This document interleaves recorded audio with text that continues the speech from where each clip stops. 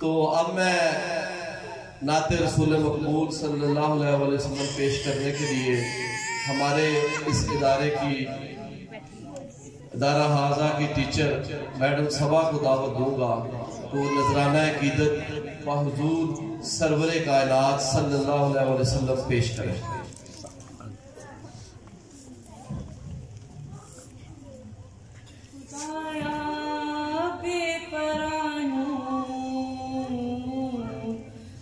लगा दे खुदाया बेपरानू पर लगा दे मदीने पाक दा जलवा वखा दे खुदाया बेपरानू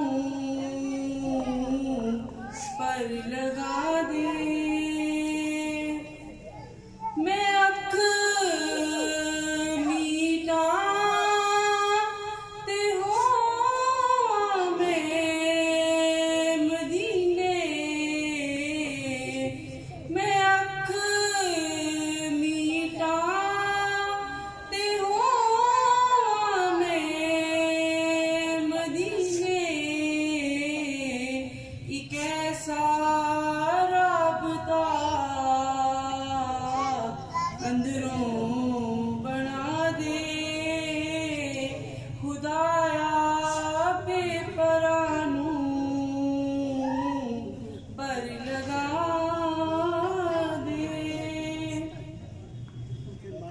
अखां विच होन अथरू मुंह ते होवे नामे नबी अखां विच होन अथरू मुंह ते होवे नामे नबी ज़हूरी नात खां